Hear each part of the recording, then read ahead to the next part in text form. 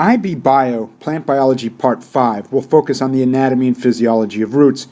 There's only one movie that focuses on roots, and there are only a few IB syllabus statements. Nevertheless, I felt a separate movie was warranted. I will try to keep it short. The essential idea is structure and function are correlated in roots. Here is the outline of all available movies for Topic 9, Plant Biology in the IB syllabus for HL students. Use this slide to find the movie you need for review. This movie has its focus here. A root has the vascular tissue in the center. Distinguish stem and root cross-sections by looking closely at the pattern of the vascular tissue. This will be the last image of a stem cross-section that I show you in this movie. You should already know that the xylem and phloem are found in the vascular tissue.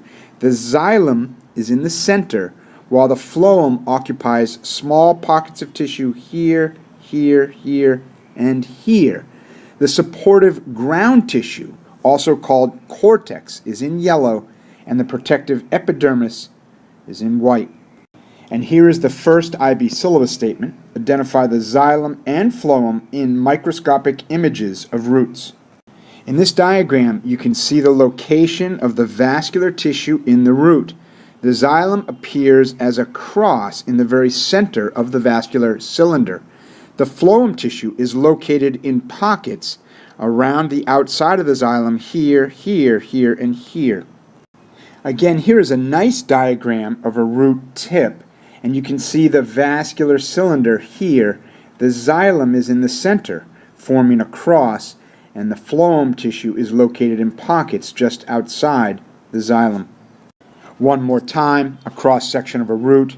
The vascular cylinder is clear, with xylem forming a cross in the center. The phloem tissue is located in these pockets. The cortex is supportive tissue, and the epidermis is protective. Roots, as you can see in this diagram, exchange gases with the environment. Oxygen is required for cell respiration and the production of ATP. Carbon dioxide is released as waste from respiration. Root tissue is living and active. ATP is required for mitosis and the active uptake of minerals. Water follows into roots by diffusion gradients created by the active uptake of ions.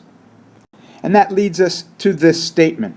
Outline how the root system provides a large surface area for mineral ion and water uptake by means of branching, root hairs, and flow along cell walls. The branched nature of roots and the long, slender shape of roots increases the surface area to volume ratio of roots. Increasing the surface area of roots increases the uptake of water and mineral ions. The highly branched form of roots serves the function of increasing the absorption of water and mineral ions. When roots are surrounded by water, as in this image of a tree during flooding in the Amazon, aerial surfaces are necessary to provide the oxygen for cell respiration.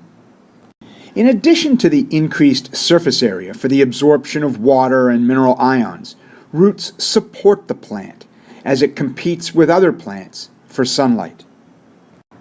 If you think about the photosynthetic gas exchange at the leaf and the absorption of water and minerals at the root, this image of a plant takes on real meaning. The flat leaves and the branched roots increase the surface area to volume ratio to serve the function of each leaves and roots. Root hairs, seen in a photograph of a seedling on the left, are extensions of cell membranes nicely described by the image on the right. Root hairs, again nothing more than membrane extensions, serve to increase root surface area for the absorption of water and minerals. Here we have two micrographs of root hairs and a drawing of root hairs on the right. And with these images, you can just about see that root hairs are nothing more than membrane extensions of cells that lie along the outer edge, the epidermis, of the root. Root hairs increase the surface area over which water and mineral ions can be absorbed.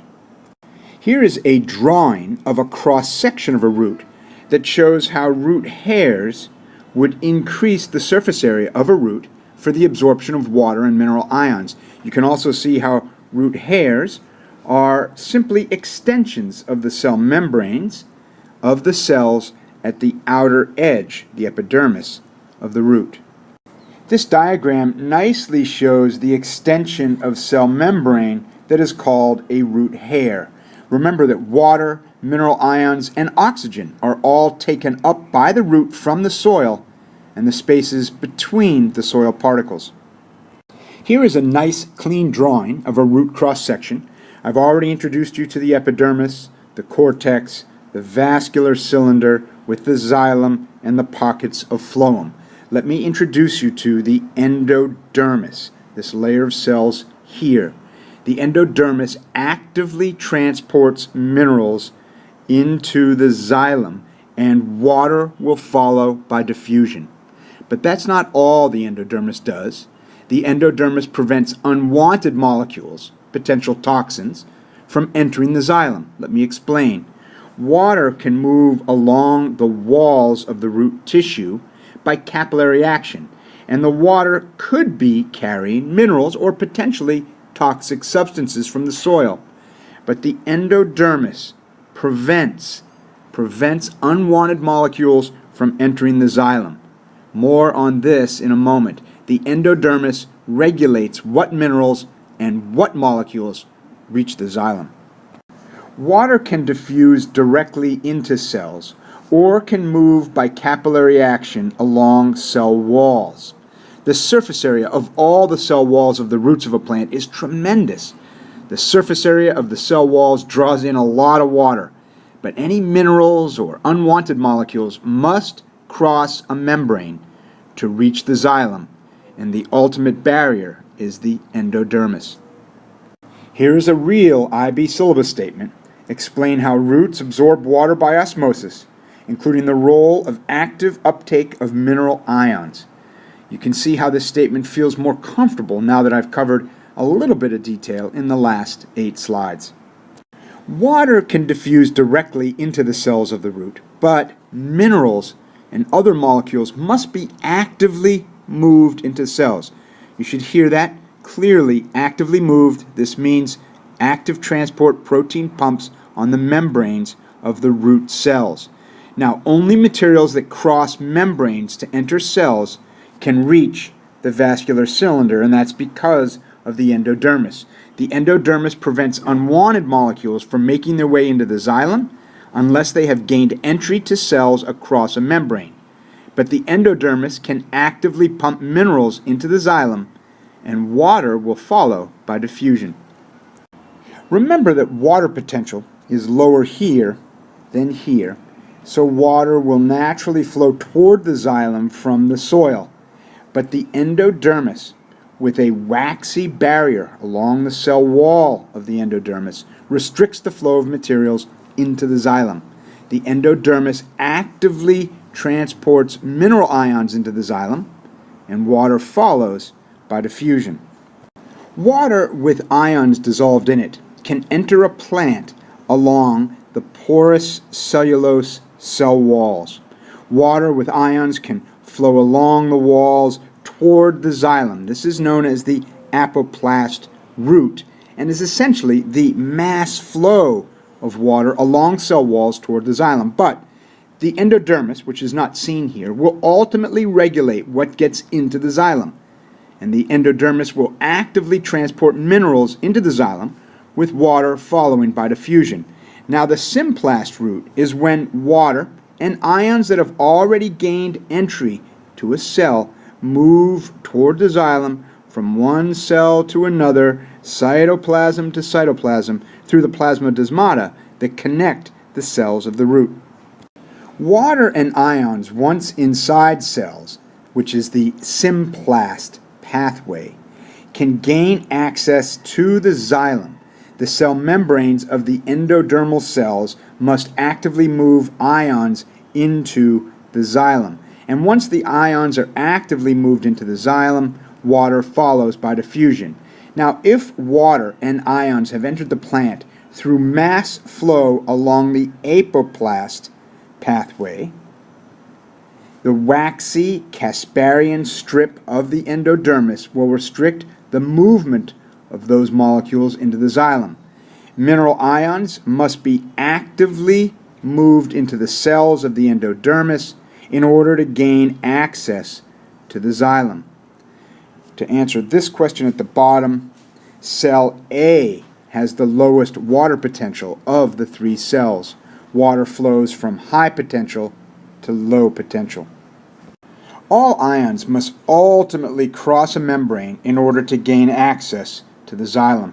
In this way, the plant regulates what is allowed to truly enter the plant, and water will diffuse into the plant following the changes in water potential when minerals are actively moved into root cells. But ions can be flowing with water as mass flow along the porous cell walls of root cells. These ions will be stopped by the waxy Casparian strip of the endodermis. At that point, the ions must be actively moved into the endodermal cells before gaining access to the xylem. Here is the IB syllabus statement that really isn't one but should be. Outline how the root system provides a large surface area for mineral ion and water uptake by means of branching, root hairs, and flow along cell walls. Mycorrhizae are fungal hyphae that associate with plant roots in a symbiotic relationship. The plant provides photosynthetic sugars to the fungus, while the fungus provides additional surface area and active transport processes that increase the uptake of minerals for the plant. In this diagram, you can see what the fungal hyphae would look like in association with the roots of plants. Here is a photograph of mycorrhizae in association with the roots of small seedlings. Here is a micrograph of fungal hyphae of mycorrhizae in association with plant roots. The fungal hyphae increase surface area over which ions would move into a root.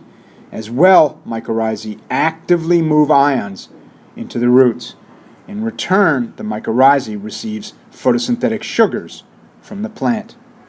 Here is a micrograph of mycorrhizae penetrating the root hairs along a root.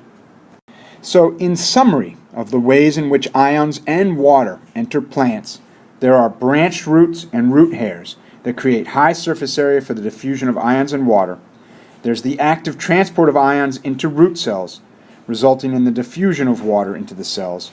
There is the mass flow of water and ions along porous cell walls, and there's fungal hyphae, mycorrhizae, that provide additional surface area and active transport processes to move water and ions to plant roots.